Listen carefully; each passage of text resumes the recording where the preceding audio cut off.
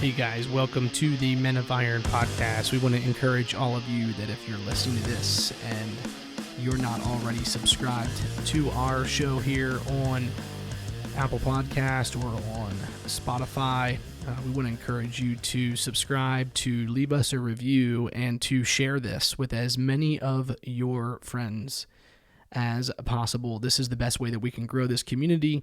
It's the best way to encourage men.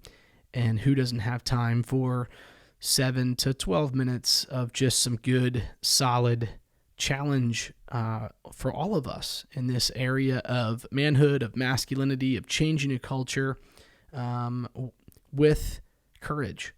And so if you've been following along, you know that we've been discussing this topic of masculinity and truly defining what it is. And at the core, masculinity is living with courage, right? And courage as men, when we live out courage, it changes the culture around us. And so last episode, we talked about the importance of mentoring the next generation, right? And it's a very courageous act to mentor the next generation.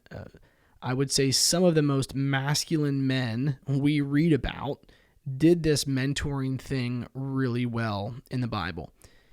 And there were two roles that we discussed last time. There's the mentor who knows the value of investing into other men, particularly younger men, right? And we talked about Moses and how he mentored and prepared Joshua for 40 years. It's like Moses knew that the vision that God had given him and the mission that God had given him was going to outlive him, and so he chose Joshua, or God had prepared Joshua to be his successor.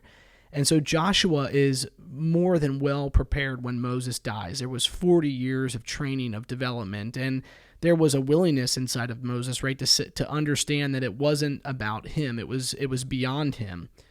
But you see, there's such a vital role in all of that because there's the protege, Joshua, a man who had to be willing to learn and who had to be willing to do what it took to experience growth. And we discussed that whole idea that we as men, we often want the result now, right? We want that promotion. We want to be developed. We want that next leadership position. And we encourage the proteges listening in that podcast to focus less on the promotion into leadership and to focus more on finding the right place with the right person to be mentored by. Because after all, Joshua was mentored for 40 years before his promotion to leadership came to reality. And I want to build off of this last time by reading to you in Judges chapter 2, verses 6 to 13. So if you're listening to this, I just want you to close your eyes, or if you're driving, just kind of listen to these words. It says this: after Joshua had dismissed the Israelites, they went to take possession of the land, each to his own inheritance. The people served the Lord throughout the lifetime of Joshua and of the elders who outlived him and who had seen all the great things the Lord had done for Israel. So, okay, Joshua is in charge now, right? His time is coming to an end. And it says this in verse 8: Joshua, son of Nun, the servant of the Lord, died at the age of 110, and they buried him in the land of his inheritance in the hill country of Ephraim, north of Mount Gash. After that whole generation had been gathered to their fathers, another generation grew up who knew neither the Lord nor what he had done for Israel.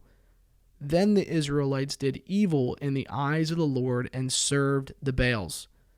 They forsook the Lord, the God of their fathers, who had brought them out of Egypt. They followed and worshipped various gods of peoples around them. They provoked the Lord to anger because they forsook him and served Baal and the Ashtoreths.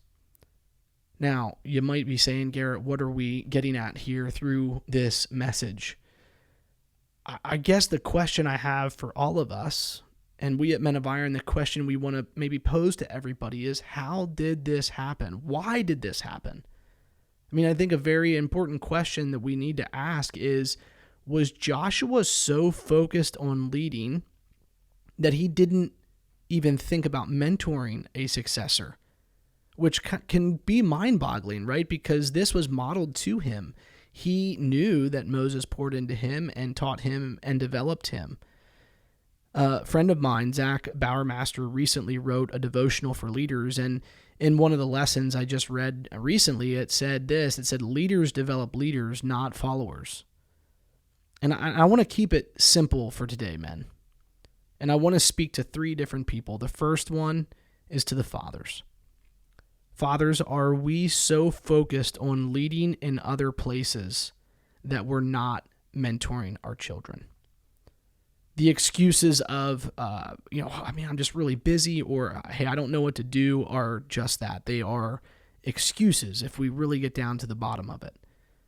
And so my question and our question to you, to all of us, is what's distracting you?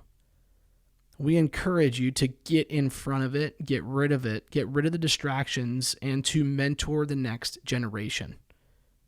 To the business leaders, you're the second group I want to just chat through to this today, is asking the question, are you so focused on growing the business, on efficiency, on sales, on processes, that you're not mentoring the younger men, maybe the younger employees? And to the men who are retired, are we so focused on retired life and the benefits of freedom that we're not getting into the mess or the messiness of mentorship? I want to go back and read verse 10 here. It says, after that whole generation had been gathered to their fathers, another generation grew up who knew neither the Lord nor what he had done for Israel. Guys, mentoring this next generation, it's a huge part of masculinity, of biblical masculinity, of changing a culture with courage. We need to understand that the mission that God has given us lives beyond us. We have a responsibility to take part in the lives of the younger generation. Some of us listening might be fathers. Some of us might be business leaders. Some of us might be retired.